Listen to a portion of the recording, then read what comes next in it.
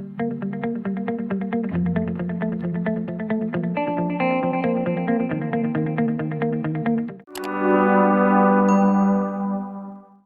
Bapak Ibu. Shalom. Kedengaran suaranya?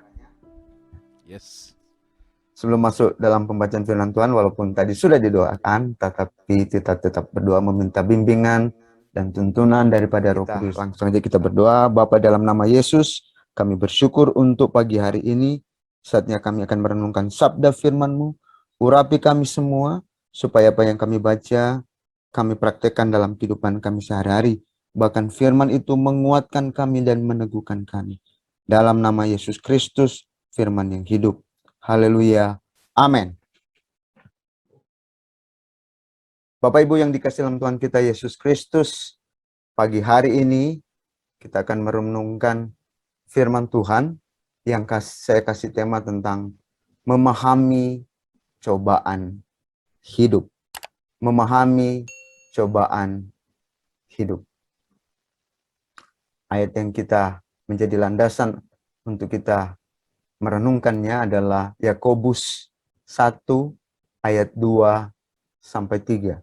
Jadi Yakobus 1 ayat 2 sampai 3. Saudara-saudaraku, anggaplah sebagai suatu kebahagiaan apabila kamu jatuh ke dalam berbagai-bagai pencobaan.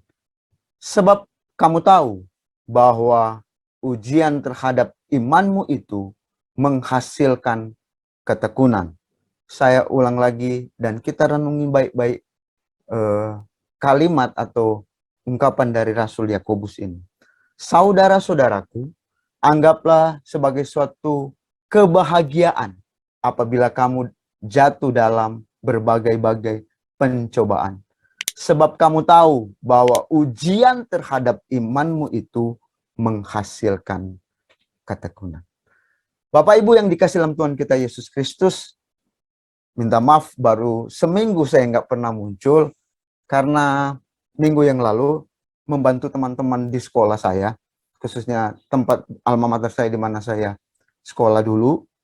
Karena sekolah itu mau diakreditasi, maka siang malam kadang cuma bisa tidur sejam untuk mempersiapkan supaya apa yang ditanyakan oleh asesor dan bisa dijawab oleh teman-teman dan bisa menghasilkan hasil yang baik, yaitu nilai terhadap sekolah di mana saya dulu bersekolah. Jadi minta maaf baru ini kali muncul lagi.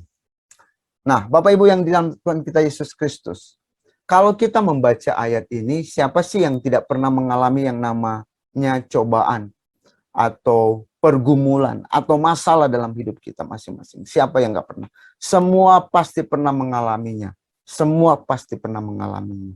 Sehingga ada falsafah, mudah-mudahan di sini ada Pak Didik, saya nggak salah sebut, falsafah orang Jawa yang bilang nrimo in pandum. Artinya mampu menerima kenyataan apa adanya. Atau ada juga ajaran yang mengatakan bahwa cobaan yang kita alami hari-hari ini adalah karma dari apa yang kita lakukan pada masa-masa yang lalu.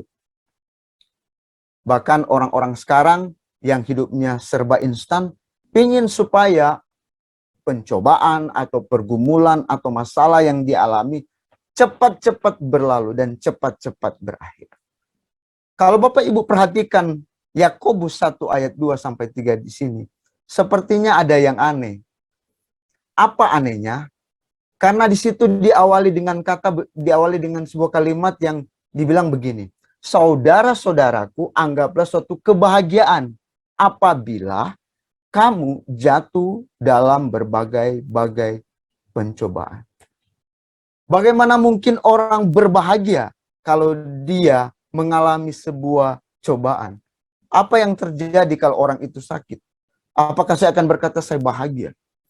Atau kalau dia mengalami kesusahan, apakah kita akan berbahagia? Memang kata di sini dibilang kata berbahagia. Tapi memang Rasul Yakobus tidak mengajarkan untuk merasa bahagia karena pencobaan yang kita alami itu. Bukan itu yang dimaksud oleh Rasul Yakobus. Rasul Yakobus mengajarkan kita bahwa kita untuk berbahagia karena apa yang akan Allah kerjakan dalam cobaan itu. Jadi di dalam pencobaan itu Allah bekerja di dalamnya. Seperti yang dikatakan oleh Bapak Pendeta Peter Pagindai kemarin bahwa Allah turut bekerja di dalam segala sesuatu. Demikian juga dengan apa yang kita alami.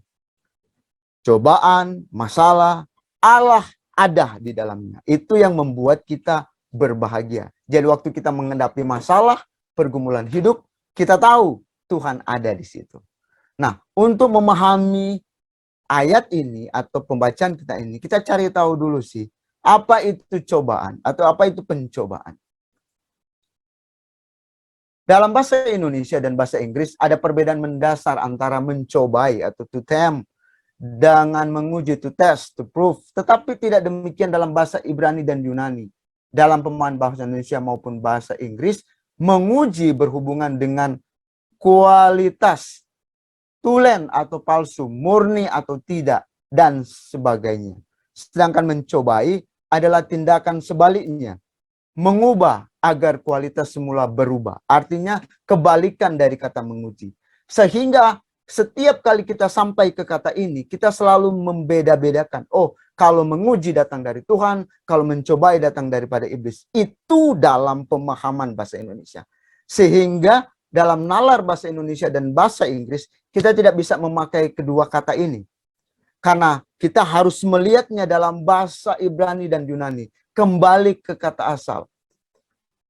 Dalam bahasa aslinya, kata pencobaan atau dicobai, kata Yunaninya peiraeso, berasal dari kata benda paira, yang berarti pencobaan, pengalaman, membuktikan, mencoba mengetahui dari pengalaman, bahkan dalam arti menggoda.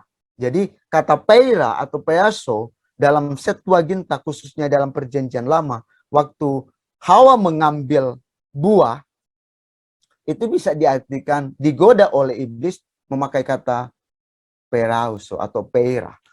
Dalam dua bakapannya ada permohonan agar seseorang dijauhkan dari pencobaan. Kata yang dipakai ada peramos.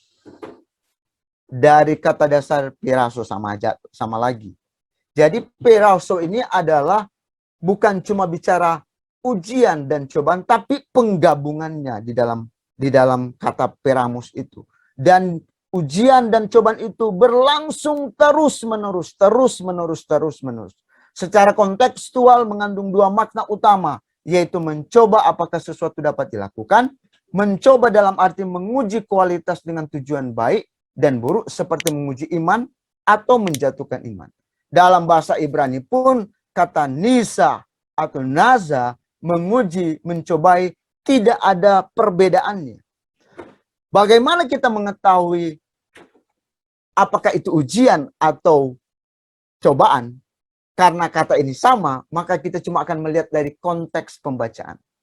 Seperti yang kita tahu, konteks ini yang Rasul Yakobus bawakan itu bukan bicara tentang godaan. Bukan bicara tentang cobaan sebenarnya. Tapi perauso di sini adalah bicara tentang ujian. Ujian tentang iman seseorang, di mana Rasul Yakobus menasihati orang-orang yang ada di perantauan pada waktu itu supaya engkau kuat di dalam iman. Karena ayat di situ dikatakan kalau engkau kuat di dalam iman, engkau akan menghasilkan yang namanya ketekunan. Itu lembaga Alkitab yang menerjemahkannya. Yang menerjemahkannya. Menghasilkan ketekunan. Walaupun bahasa yang sebenarnya yang dipakai yang lebih baik lagi adalah keteguhan hati. Itu sebabnya dalam New International Version menerjemahkan ketekunan dengan perseverance. Dalam New American Standard Bible menerjemahkannya ketahanan, endurance. Jadi sebenarnya ketekunan, lembaga Alkitab menerjemahkan keteguhan hati. Kalau saya disuruh memilih, maka saya lebih suka dengan New American Standard Bible. Kesabaran, ketahanan, kekuatan, keteguhan hati sebenarnya. Bahasa Yunaninya hupomone, artinya kemampuan bertahan dalam kesukaran, bukan dengan sikap sekedar bertahan diam atau pasif, tetapi dengan sikap sedemikian rupa sehingga mampu untuk menjadikan situasi hal yang tidak menyenangkan itu menjadi sesuatu yang memuliakan Tuhan.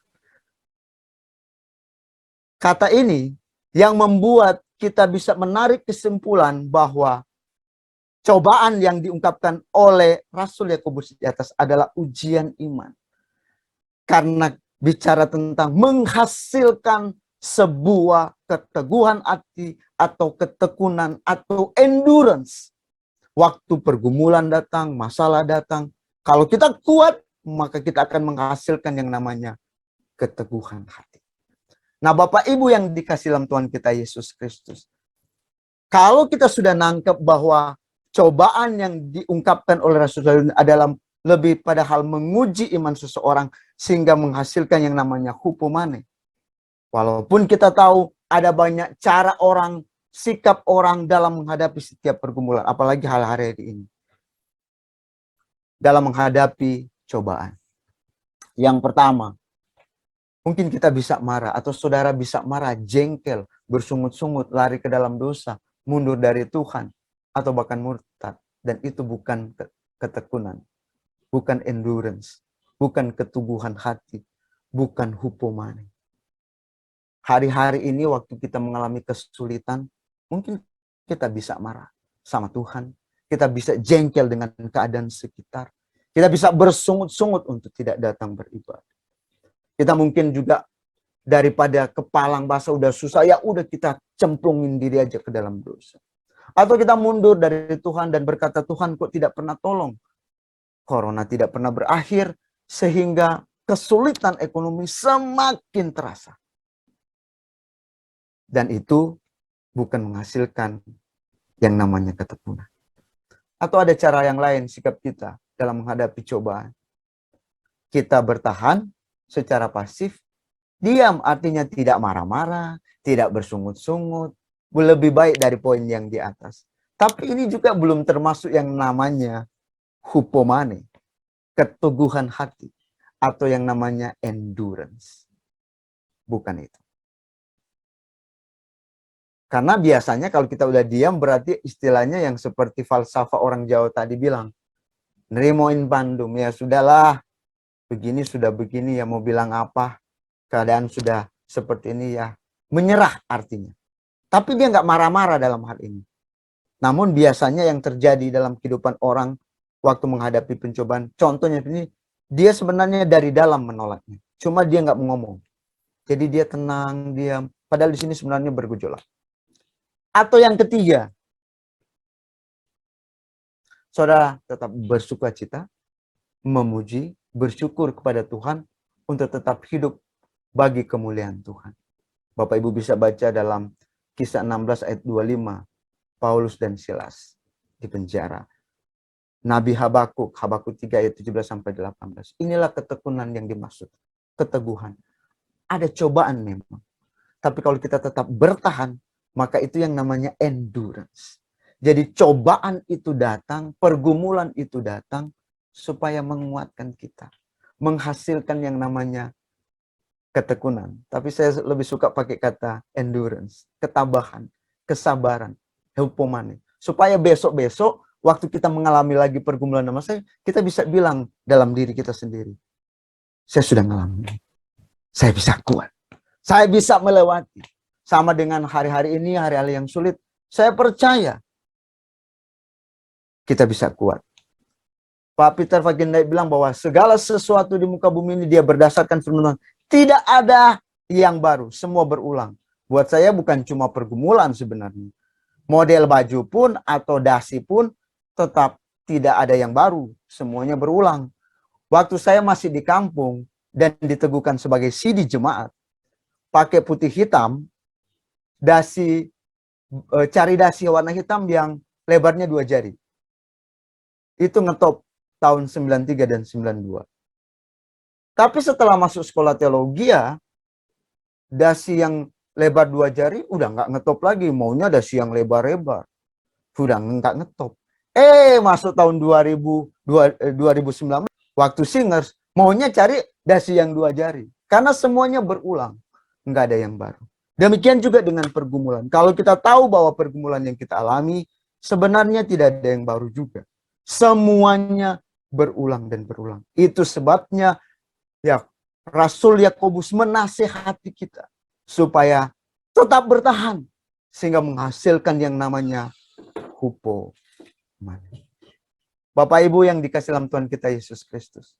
Kalau begitu, apa yang kita bisa simpulkan dari renungan kita pagi hari ini?